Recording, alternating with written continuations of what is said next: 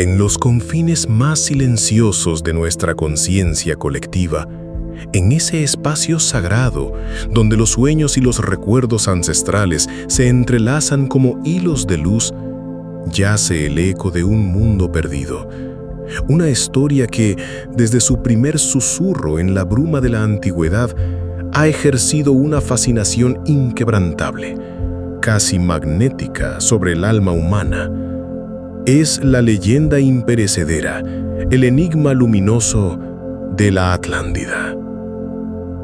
Su viaje, desde una posible alegoría filosófica en los albores del pensamiento occidental hasta su estatus actual como piedra angular de la historia alternativa y la espiritualidad esotérica, revela más sobre nuestras propias y más profundas aspiraciones, y sobre nuestros más secretos temores que quizás sobre cualquier masa de tierra hundida en el olvido del océano.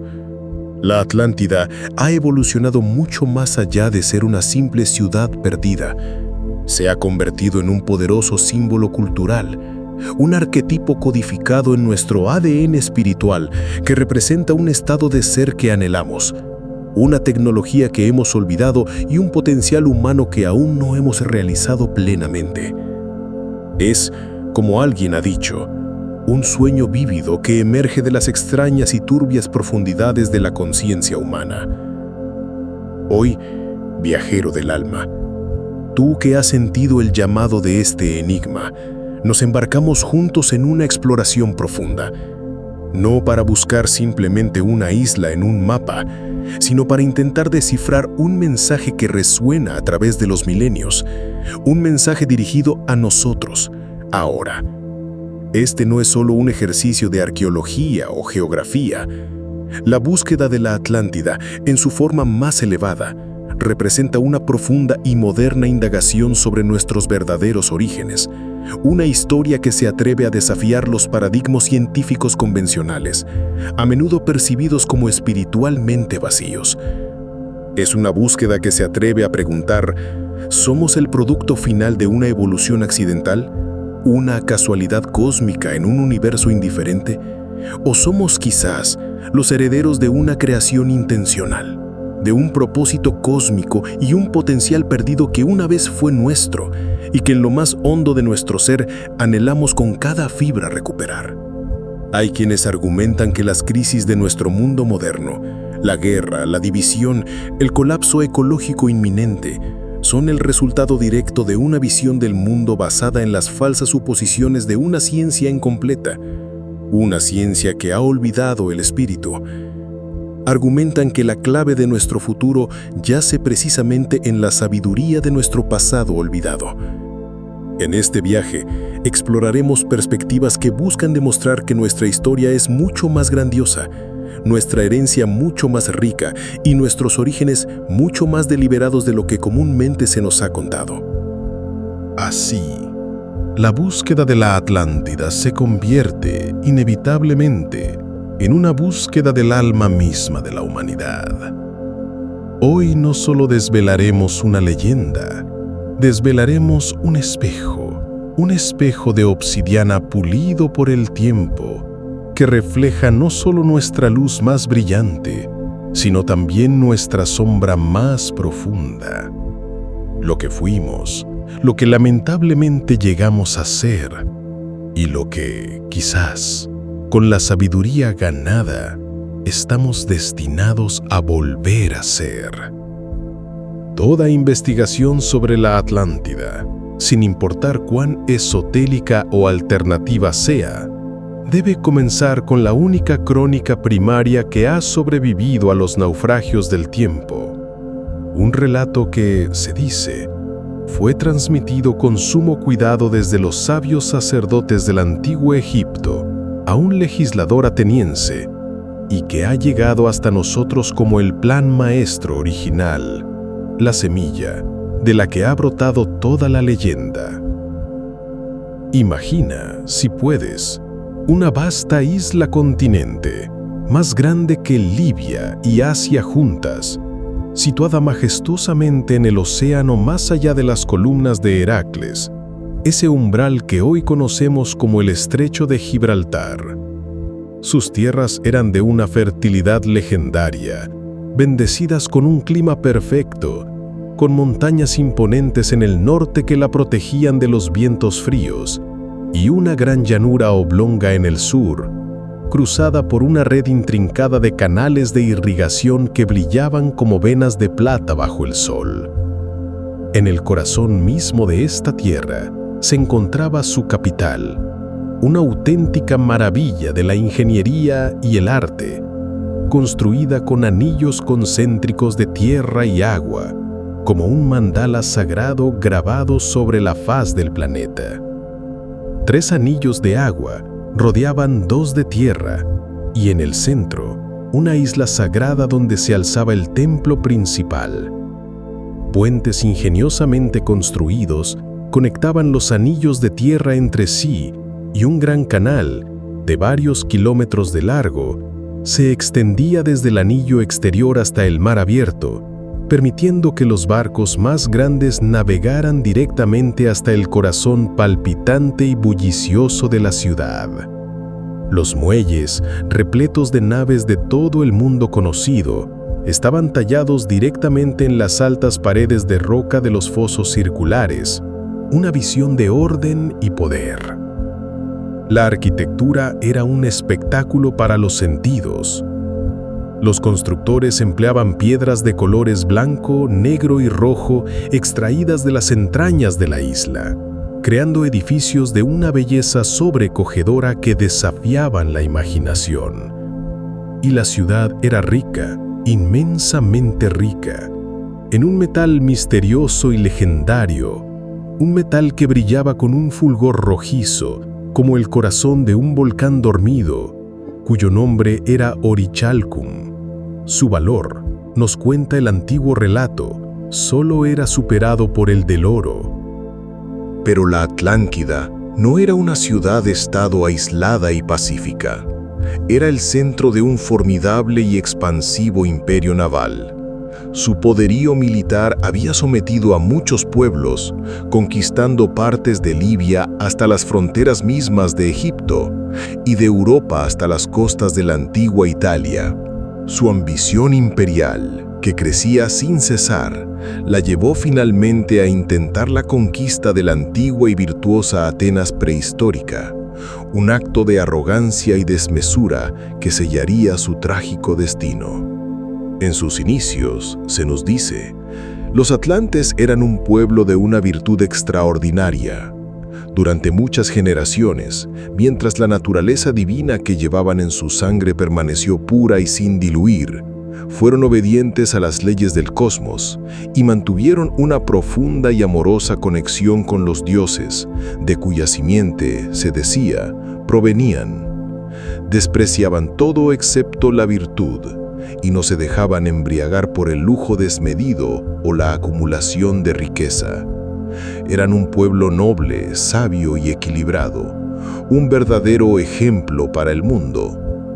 Sin embargo, con el inexorable paso de las generaciones, esta herencia divina comenzó a diluirse. A medida que la porción divina comenzó a desvanecerse y la naturaleza humana se impuso, se volvieron incapaces de soportar su inmensa fortuna. Se comportaron de manera indecorosa, consumidos por una codicia desmedida, una soberbia ciega y una agresión implacable. Su poder los corrompió desde dentro. Y esta decadencia moral, esta traición a su propia esencia luminosa, provocó la ira de los cielos.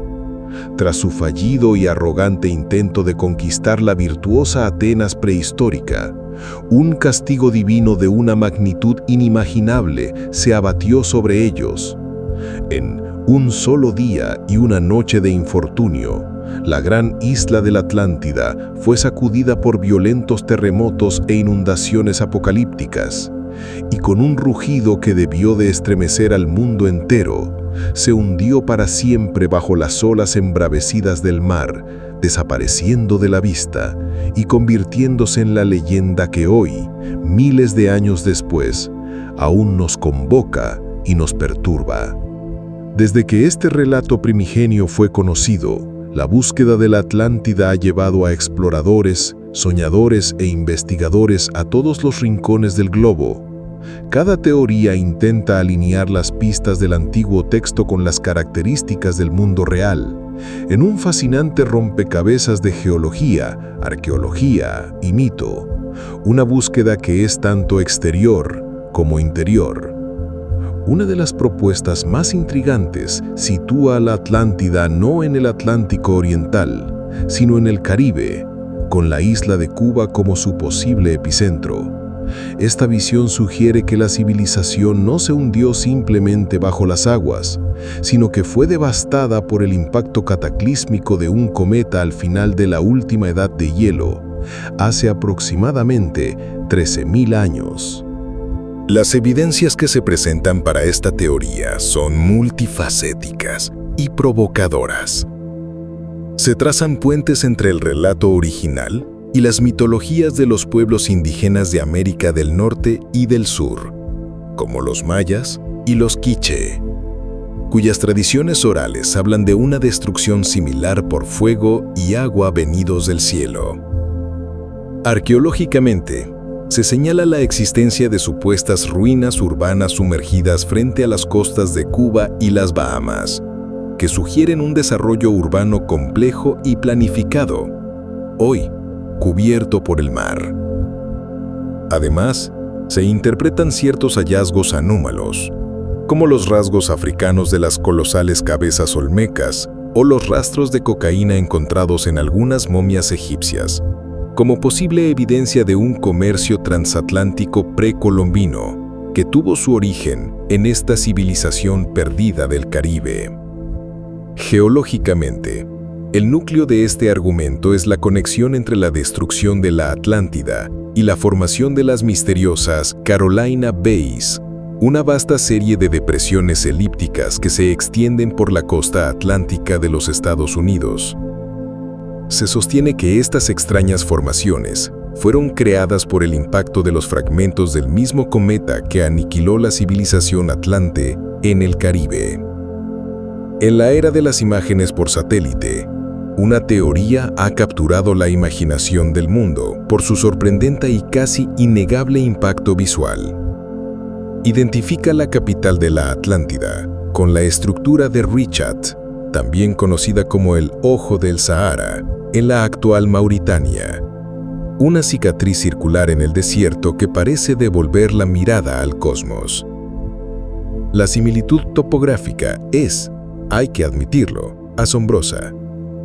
La estructura, con sus anillos concéntricos de roca casi perfectos, se asemeja de manera increíble a la descripción de la capital atlante.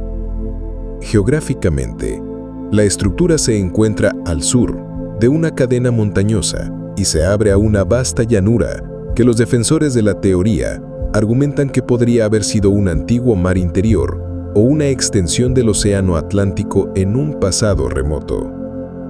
La fecha propuesta para la destrucción de esta civilización, hace unos 11.600 años, se alinea perfectamente con el final del período del Dryas reciente, una época de intensa catástrofe climática global que muchos investigadores asocian con la caída de la Atlántida. Sin embargo, esta teoría enfrenta críticas significativas.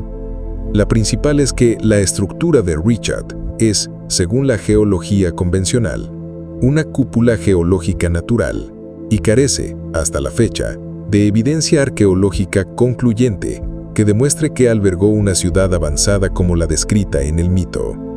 Aún así, su imagen permanece como un poderoso y provocador interrogante.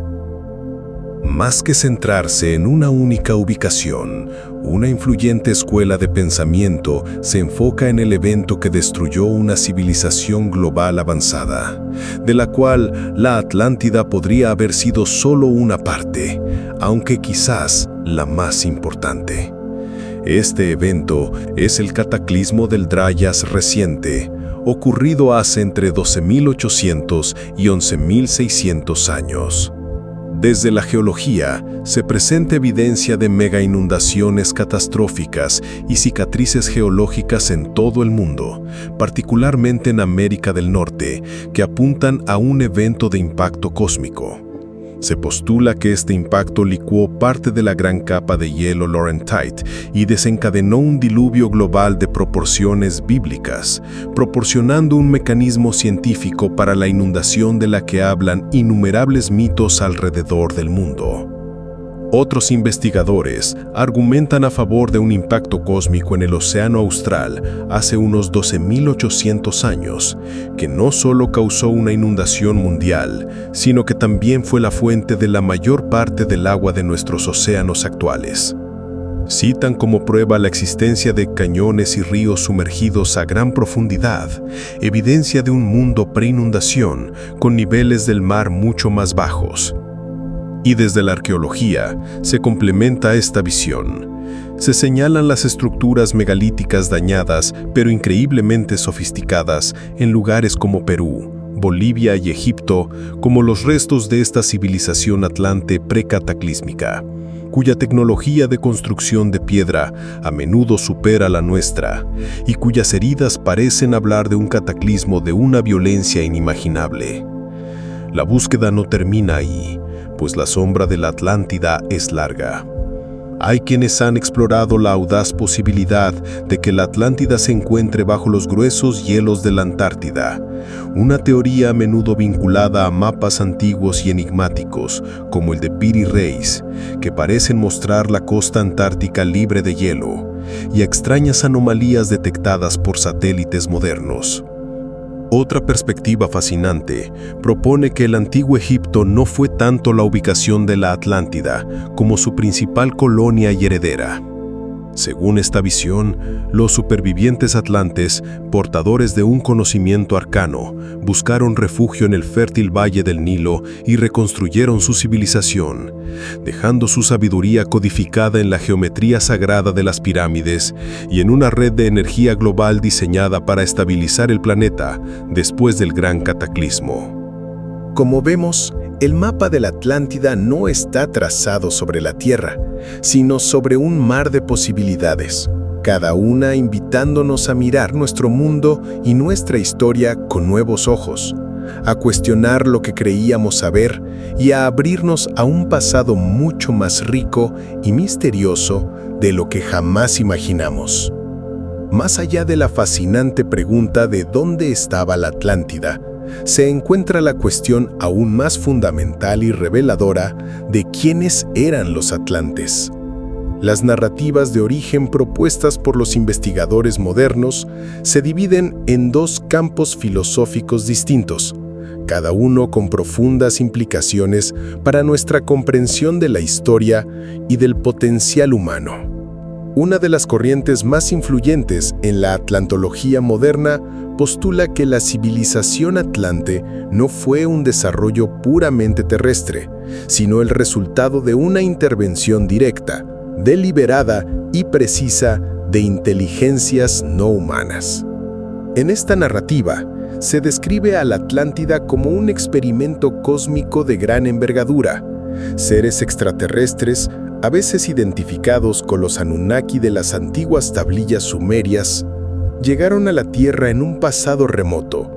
Al encontrar difícil la supervivencia en nuestro planeta, establecieron, se dice, un tratado con otra raza estelar, a menudo asociada con la estrella Arcturus, para combinar su propio ADN con el de los humanos indígenas que ya habitaban la Tierra.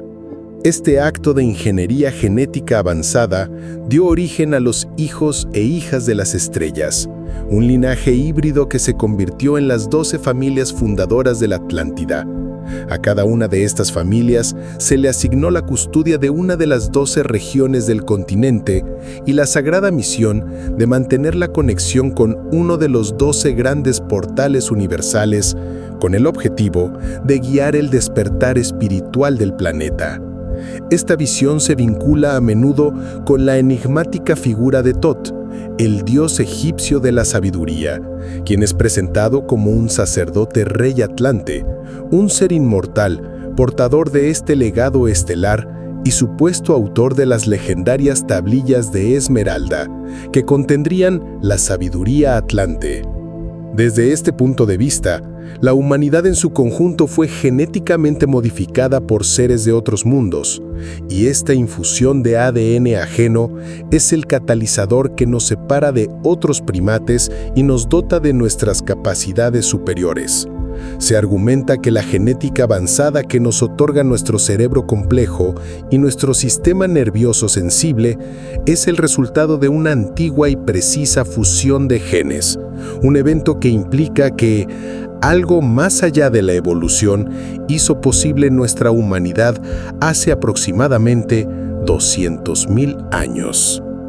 En oposición directa a este modelo intervencionista, se encuentra la escuela de pensamiento que ve a la Atlántida como el pináculo del logro de una civilización humana indígena, una cultura que surgió por sus propios méritos y alcanzó cotas extraordinarias de desarrollo antes de ser borrada de la historia por un cataclismo devastador.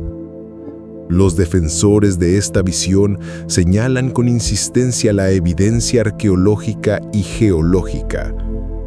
La extensa investigación sobre los sitios megalíticos de Perú, Bolivia, Egipto y otros lugares del mundo les lleva a argumentar la existencia de una civilización precataclísmica global, con una tecnología de construcción de piedra superior a la nuestra. Las ruinas dañadas pero increíblemente precisas de estos lugares serían los restos de este pueblo perdido. Su trabajo sobre los enigmáticos cráneos alargados de Paracas, con sus marcadores genéticos únicos y sus anomalías físicas, sugiere la existencia de una raza humana distinta y antigua, posiblemente los restos de este pueblo atlante. Desde la geología, se aporta una base científica a esta teoría. La datación de la erosión hídrica en la Gran Esfinge de Giza, por ejemplo, sitúa su construcción en un periodo predinástico, mucho más antiguo de lo que acepta la egiptología convencional. Un periodo lluvioso que coincide exactamente con la época que el antiguo relato asignó a la Atlántida.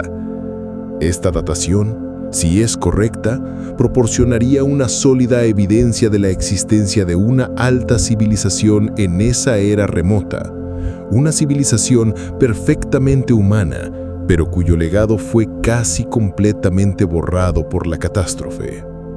Estas dos historias sobre el origen de la Atlántida reflejan un debate fundamental sobre la naturaleza y el potencial humano.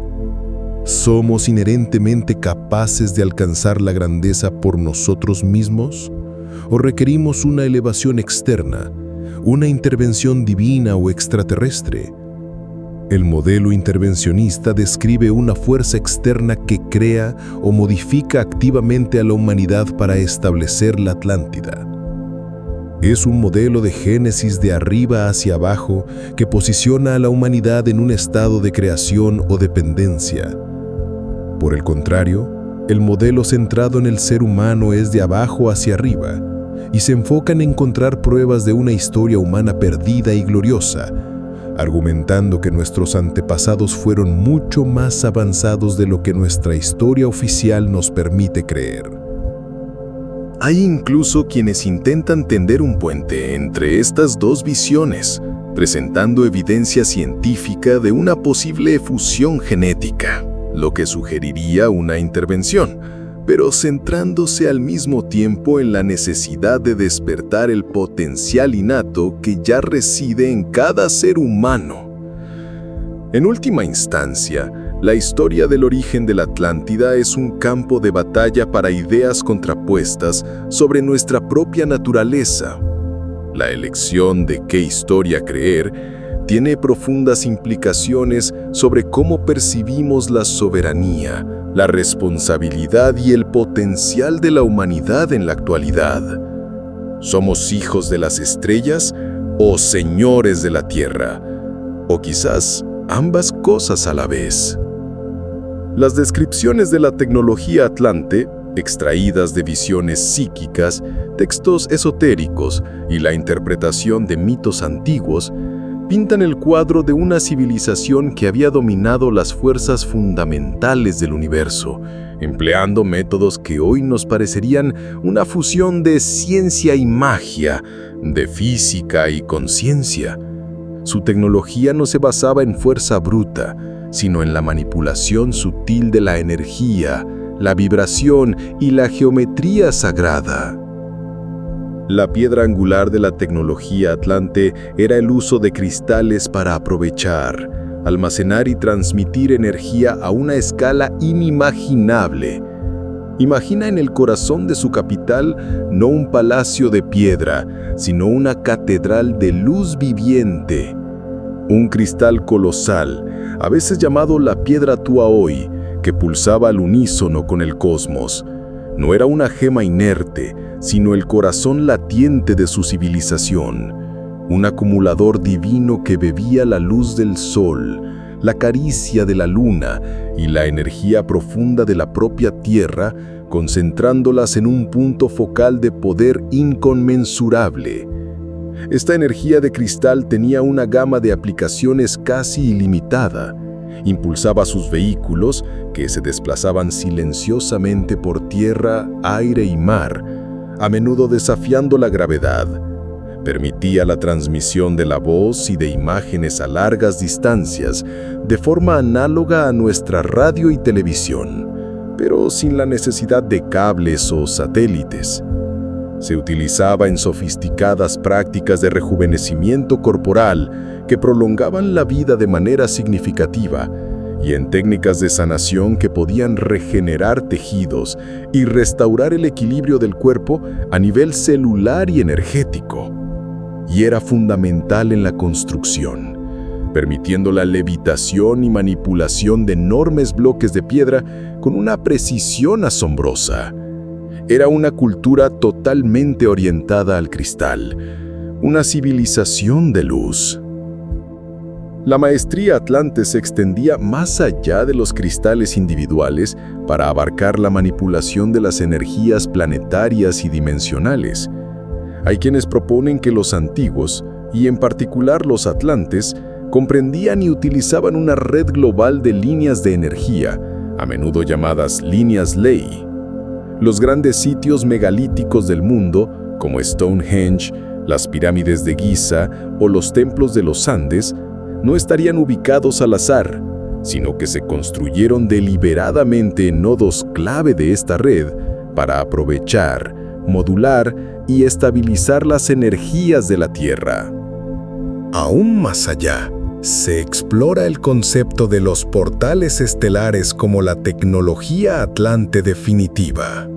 Se interpreta que los famosos anillos concéntricos de la capital de la Atlántida no eran simplemente una estructura física, sino un símbolo bidimensional de un vórtice tridimensional, un agujero de gusano, una puerta a las estrellas. Se postula que los atlantes poseían una ciencia del alma para la ascensión y el viaje interdimensional, posiblemente utilizando dispositivos similares a aceleradores de partículas para abrir estos portales y transformar el cuerpo humano en un vehículo de luz capaz de viajar entre mundos. Era una red de portales tanto naturales como artificiales, que conectaba la Atlántida con otras dimensiones y con sus guías cósmicos, una red fundamental para su evolución y su propósito en el planeta. Pero el dominio tecnológico de la Atlántida tenía un lado oscuro, una sombra que, según estas narrativas, finalmente creció hasta engullir su propia luz, contribuyendo a su trágica caída. Su maestría sobre las leyes de la vida los llevó por el peligroso y arrogante camino de la ingeniería genética. Algunas fuentes hablan de la creación de cosas o autómatas similares a androides, seres diseñados para realizar el trabajo manual y servir a las clases altas, lo que finalmente creó profundas divisiones éticas y conflictos dentro de su propia sociedad. El conflicto con la civilización de Lemuria, como veremos, fue provocado en parte por estos experimentos genéticos con la estirpe humana. lo que indica una profunda y fundamental división ética sobre la manipulación de la vida misma, una línea que no debió ser cruzada. Y su conocimiento de la física atómica y subatómica los llevó a desarrollar armamento de un poder aterrador. Se describe específicamente que la Atlántida, en sus últimas y más decadentes etapas, adquirió poder nuclear en forma de un orbe, una tecnología de una potencia inimaginable, que en su arrogancia convirtieron en un arma que, en última instancia, se volvió contra ellos y condujo a su propia destrucción. La historia de la tecnología atlante es por lo tanto una parábola de doble filo. Es la historia de un poder casi divino para crear, sanar y conectar, pero también de un poder igualmente grande para corromper, dividir y aniquilar. Un recordatorio eterno y solemne de que el conocimiento sin sabiduría y el poder sin amor son el camino más corto hacia la autodestrucción. Reconstruir la vida diaria y la estructura sociopolítica de la Atlántida nos lleva a un cuadro complejo y fascinante. Parece haber sido una confederación teocrática, gobernada por una élite espiritualmente avanzada y, según algunas versiones, genéticamente distinta. El relato original habla de 10 reyes, descendientes del dios Poseidón, que gobernaban 10 regiones. Las narrativas modernas hablan de 12 familias, descendientes del experimento genético estelar, que actuaban como guardianes espirituales. Ambas versiones apuntan a un gobierno unificado pero descentralizado, donde cada región estaba bajo la tutela de un linaje de élite que poseía tanto poder temporal como sabiduría espiritual. La sociedad era claramente jerárquica. En la cima se encontraban estas familias gobernantes. Debajo de ellas, otras razas o clases de humanos desempeñaban roles de artesanos, agricultores y trabajadores. Y en la base, como hemos mencionado, estaban esos seres artificiales o autómatas creados para el trabajo servil, una fuente constante de conflicto ético y división social. El sistema educativo reflejaba y mantenía esta estructura. La gran mayoría de la población recibía una educación técnica y práctica, pero para la élite y aquellos que mostraban una aptitud excepcional, la educación era mucho más profunda. Además de las ciencias convencionales, el plan de estudio se centraba en las ciencias ocultas, las propiedades esotéricas de las plantas, los metales y las piedras, y los procesos alquímicos de transformación. El objetivo final era el desarrollo de las facultades psíquicas del estudiante y su dominio de las fuerzas ocultas de la naturaleza, un poder personal inmenso. Pero el arco narrativo de la Atlántida es, en esencia, una historia de caída espiritual, una tragedia griega a escala planetaria. En sus inicios eran un pueblo virtuoso, obediente a las leyes cósmicas.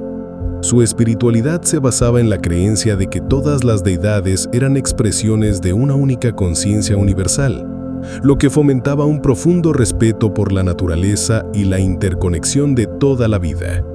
Sin embargo, con el tiempo, esta pureza se corrompió. La porción divina comenzó a desvanecerse, dice el relato antiguo. Incapaces de soportar su inmensa fortuna y poder, se volvieron soberbios, codiciosos y belicosos. Cayeron de ser hijos de la luz y la sabiduría a hijos de la oscuridad y esclavos de la materia, rindiendo culto fanático a la forma y al poder material en lugar de al espíritu invisible. Este fue el conflicto central del alma atlante. Estaban destinados a ser guías espirituales para el planeta o conquistadores materiales del mundo. Esta batalla interna se manifestó externamente en el conflicto con su civilización hermana, Lemuria. No fue simplemente una guerra por territorio, sino un choque de paradigmas, una batalla por el alma de la humanidad. Como hemos visto, Lemuria siguió un camino de desarrollo espiritual y armonía con la naturaleza, con una tecnología suave basada en la resonancia y la conciencia. La Atlántida, en cambio, tomó un rumbo de control, poder y tecnología dura. La tensión entre estas dos filosofías opuestas finalmente estalló. El punto de inflexión fue el desarrollo y uso por parte de los atlantes de tecnologías que los lemurianos consideraban una profanación. Armas de destrucción masiva y la manipulación genética de la vida. Los lemurianos advirtieron a los atlantes, pero en su arrogancia, los atlantes ignoraron las advertencias, viendo quizás el camino lemuriano como estancado o ingenuo, un obstáculo para el progreso y el destino evolutivo que ellos creían liderar. La confrontación escaló hasta convertirse en una guerra de grandes dimensiones, un conflicto de una escala y destructividad inimaginables, que resultó en la aniquilación de ambas grandes civilizaciones.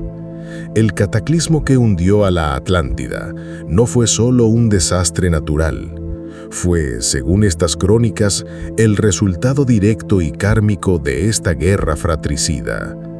Y así llegamos al clímax de la leyenda, la caída. La escuela de pensamiento catastrofista proporciona una explicación científica para el solo día y noche de infortunio del antiguo relato, el periodo del Trias reciente. Un impacto de cometa, o una serie de ellos, golpeó la Tierra hace unos 12.800 años, desencadenando una cascada de catástrofes.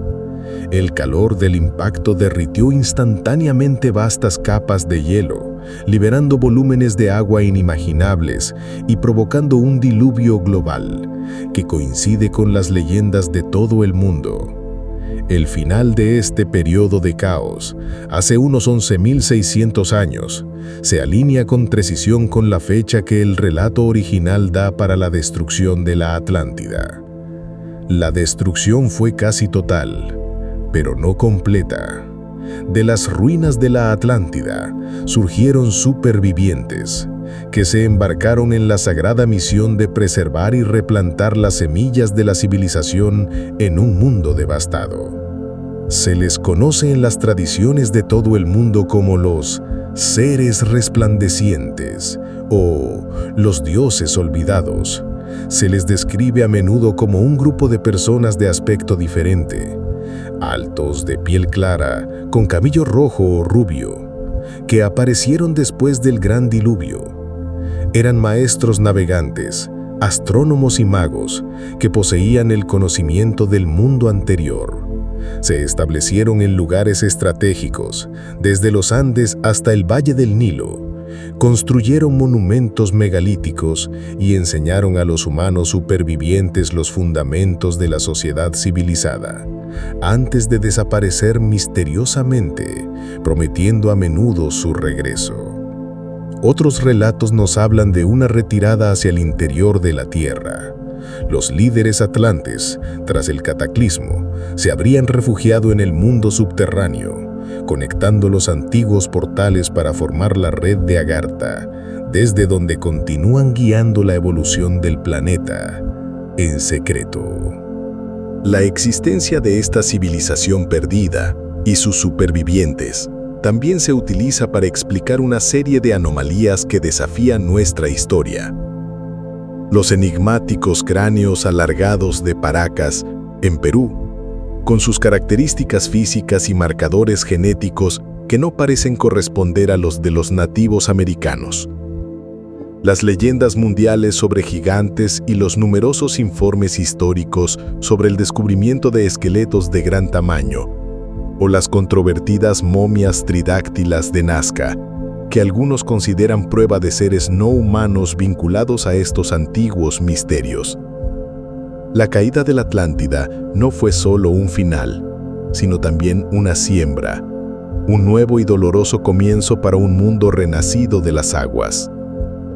Al sintetizar las diversas perspectivas de quienes han dedicado su vida a este enigma, emerge un retrato de la Atlántida que es a la vez grandioso en su luz y profundo en su sombra. Se nos presenta una civilización de origen posiblemente estelar, dotada de una tecnología que fusionaba la materia y la conciencia, y de una espiritualidad que la conectaba con el cosmos.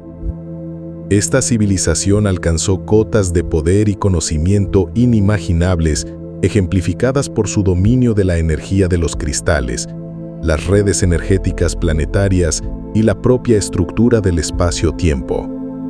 Sin embargo, este poder se convirtió en su perdición. Sucumbiendo a la arrogancia y al materialismo, la Atlántida abandonó su propósito espiritual, lo que la llevó a un conflicto filosófico y tecnológico con su civilización hermana, Lemuria.